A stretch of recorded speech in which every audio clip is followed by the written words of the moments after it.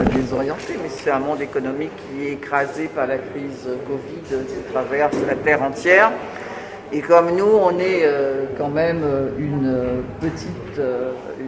la Réunion, par rapport à tout ce qui se passe dans le monde, nous sommes petits, mais seulement nous sommes gravement impactés plus que ce qui se trouve sur le territoire de la France hexagonale.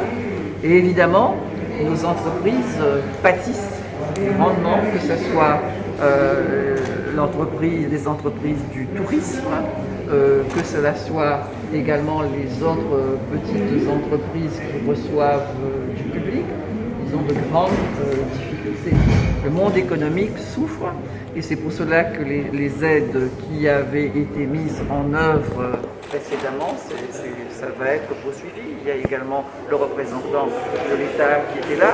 Ce qui pose problème aussi, comme vous le savez, c'est le pass sanitaire. Et donc, sur ce plan-là, vous savez aussi que cela entrave la marche de nos entreprises, bien que tout le monde dans cette salle soit d'accord pour qu'il y ait la vaccination. C'est le contrôle pour les passes sanitaires, pour les petites entreprises, qui pose problème.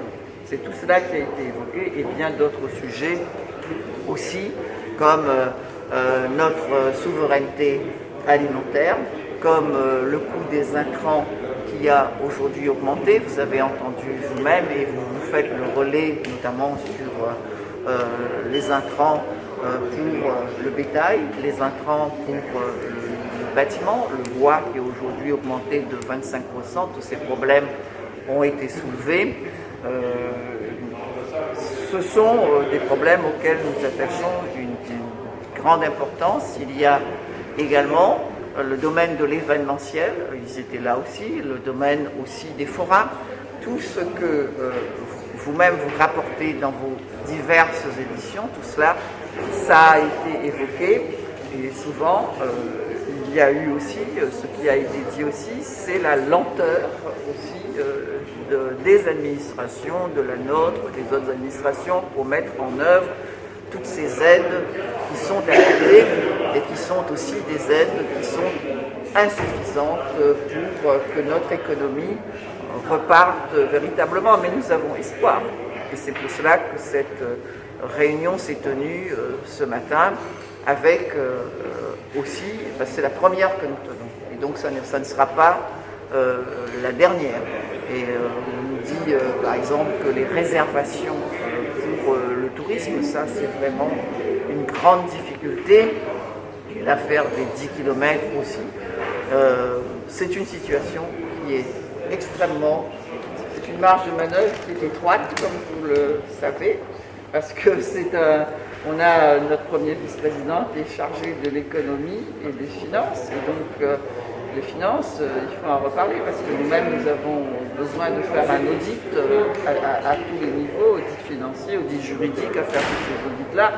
Et d'autant lorsque l'on nous parle, par exemple, on a été interpellé sur la stratégie du bon achat et qu'il y a un appel d'offres qui a été lancé, notamment sur le matériel informatique. C'est un appel d'offres qui est important, 40 millions, et c'est un appel d'offres qui est parti à l'extérieur, contrairement à ce que nous voudrions que cela soit. Et donc, pour organiser ces appels d'offres, pour que ce soit nos entreprises locales qui en bénéficient.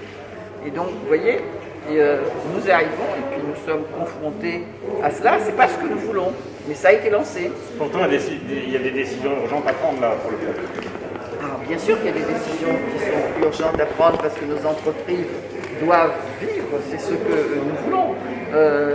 Des emplois doivent être créés. C'est pour cela qu'on a eu l'occasion aussi de parler de la compagnie régionale maritime, parce qu'on a l'emprise de ces grandes compagnies, CMA, Maersk, etc., et que nous avons ce rapport avec ce rapport sud-nord, alors que nous devrions aussi avoir un rapport régional, un rapport sud-sud, et qui permettrait par exemple aux intrants, notamment ce dont on a besoin pour le bétail, parce qu'on a à côté de nous un grand réservoir, c'est l'Afrique, qui ne produit pas seulement des ressources minières, mais des ressources agricoles, et que ça permettrait à ça participe au pouvoir d'achat des réunions. Il y a de grandes questions qui ont été posées comme cela ce matin, mais on a un grand chantier, on a à mettre la Réunion sur les rails, et nous ne pouvons pas mettre la Réunion sur les rails sans les acteurs économiques.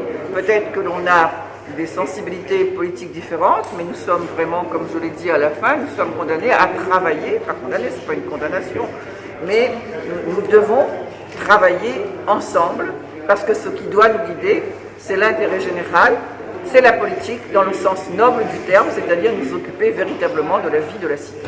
Oui, mais bien sûr que l'on a entendu parler de cela, notamment avec des choses qui sont aujourd'hui plus chères sur les marchés. Aujourd'hui, on nous dit que par exemple l'ail, l'oignon d'importation, tout cela, toutes ces marchandises ont augmenté. Voilà pourquoi ce qui est important, c'est notre souveraineté alimentaire.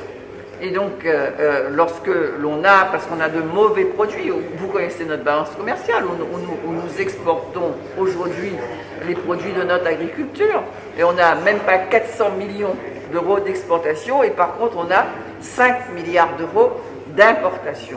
Et donc c'est cela, et quelquefois une importation, on prend par exemple le poulet de dégagement, parce que c'est la viande que l'on consomme le plus ici à La Réunion, 21 000 tonnes d'importation de ce poulet de dégagement, 13 14 000 tonnes produites par La Réunion, et c'est cela qu'il faut que nous développions pour qu'on puisse manger local.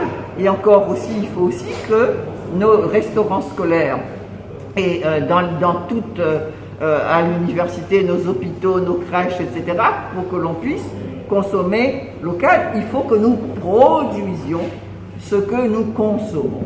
Et c'est ça le mot d'ordre.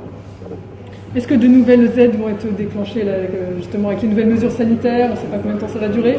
Est-ce que de nouvelles aides... Il y a des aides qui existent déjà, et comme ça aussi, moi je préférerais aussi, on a à la région un système d'aide qui va perdurer, mais pas toutes ces aides. Et c'est pour ça aussi que je préférerais que vous interrogiez aussi le représentant de l'État.